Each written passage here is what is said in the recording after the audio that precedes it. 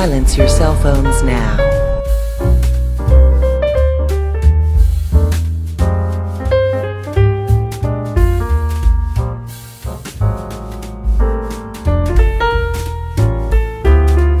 Everybody here got a man banging and slanging, fighting for the flag, risking that long zip of the cadaver bag. All to the bang bang. Bang bang. You talk about the violence in Chicago. Man, I don't live in no fucking Chicago. I live in fucking Chi-Raq.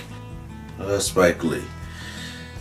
You knew it was coming. Hey, Dolomites. Welcome to Chi-Raq. Chi-Raq, where we at, my city? What's going on, Blu-ray buyers and DVD lovers? I am Mr. Redbox here with another Mr. Redbox segment, bringing you the movie Chi-Raq.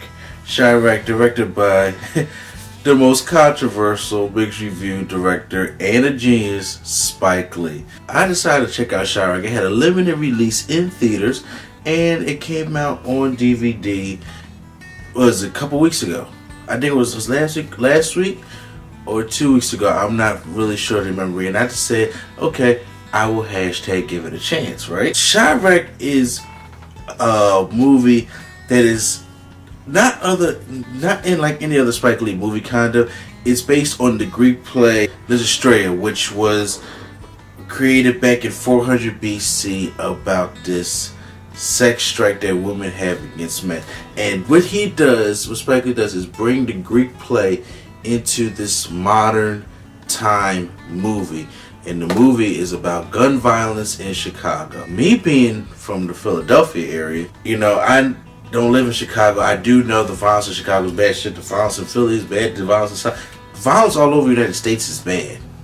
And gun violence does need to be addressed. I will say that. However, for overall movie goes, I liked parts of it. There were parts I really enjoyed. I was like, this is really gripping. Because first of all, regardless of how anybody feels about Spike Lee, if his heart is in a project, Spike Lee will put his heart into a project. That's one thing I say. And he's deep. He is in your fucking face. I mean, he just posed the info like that to the point when I'm like, Spike, I got you, bro. I got you. That's what his movies are like. Starring Nick Cannon, Wesley Snipes, Tiana Parrish, Jennifer Hudson, Angela Bassett, John Cusack, and Samuel L. Jackson. It has a nice all-star cast to it. And when you look in the movie, you see little sidekick. First of all, great cameo by Dave Chappelle. Where the hell you been at, bro? The situation's out of control because I'm in front of an empty stripper pole. Then, they got other established black actors and character actors, especially like seeing George Wolbert and stuff in there.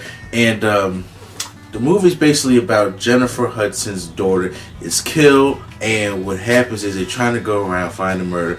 And it's just like the Greek play, where it's the Trojans against the Spartans, and Chi-Raq, being Nick Cannon, is part of the Trojans who wear all the purple, and the Spartans being by Wesley Snipes, wearing all the gold. It's these two gangs, and they're known all over, the Chicago area, with all, with the senseless murders, and Jennifer Hudson's daughter gets caught in the crossfire and gets killed. And now they want to go around and find out who murder her, but nobody's gonna come up. Then you got that no snitch rule. Tyra Parrish, who does a wonderful job in the movie, talks to Angela Bassett, comes up with, and then when Angela Bassett guides her to the Lysistrata play, or that's what they're going after, when the women give up the pussy so the men can drop their guns. That's the tagline. No peace for no peace. You know what I'm saying? It was very creative that the women from both gang sides are going on strike together so they can end the violence. And look, us as men, we got needs. We need the punata. That was well addressed in this movie.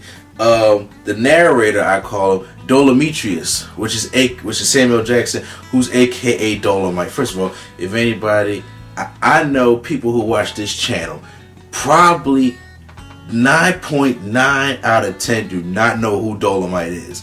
Okay, but if you're old school here like me, Dolomite is a comedian from the 70s who spoke in verse. Dolomite is my name and fucking up motherfuckers is my game.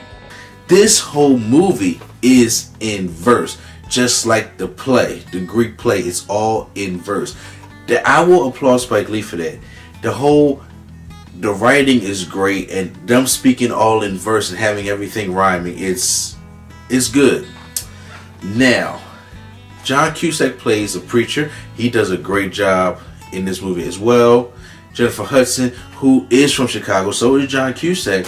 The movie felt raw. The movie felt real. So basically, as they go through the whole movie trying to figure out, to keep the men off, from having sex, the men start getting frustrated, but it has a very, very nice ending. I do like it. It does explain a lot about the murders that do happen in Chicago. Now, a lot of people did not like this movie, or a lot of people had mixed reviews about the movie and the trailer, and saying this is not how Chicago is, not Chicago was. Look, I'm just saying, all around, because Spike Lee puts everything in face how he feels. He talks about Sandy Hook. He talks about the Charleston, North Carolina murders. Talks about Trayvon, Freddie Gray, all those people. He puts them in his movie, the Black Lives Matter movement, all that stuff. All I'm saying is that I like the concept, sort of, but it seems like if y'all seen the movie Bamboozled by Spike Lee, this is what it is. It's a satire, but I do like how he has it in the Greek play verse type thing. But I still don't qualify this as one of his best movies. The special features are really lacking.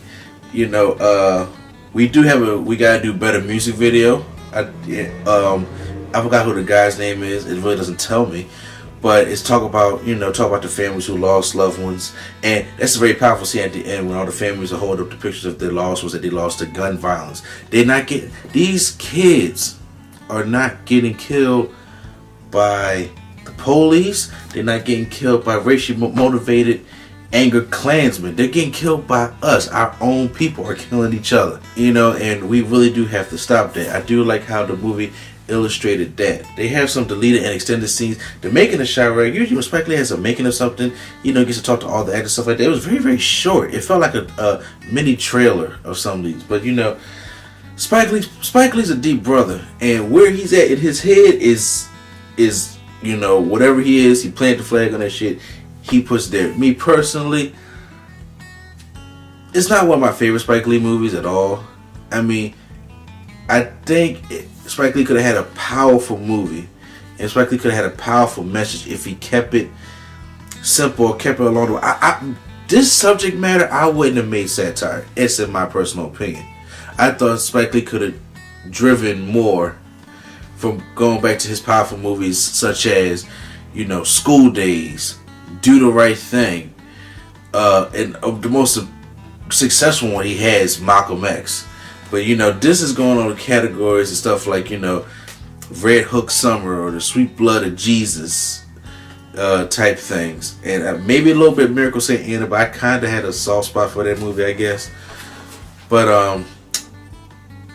overall, I would have to give Chi-Raq a C.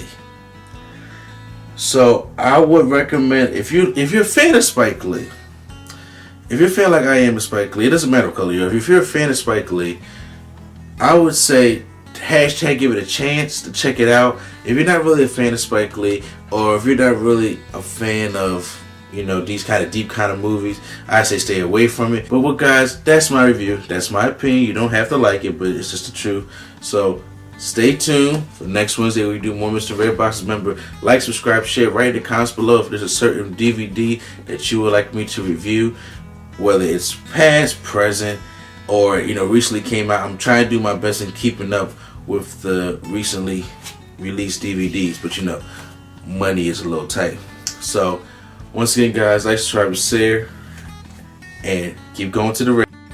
That's right. You get snubbed.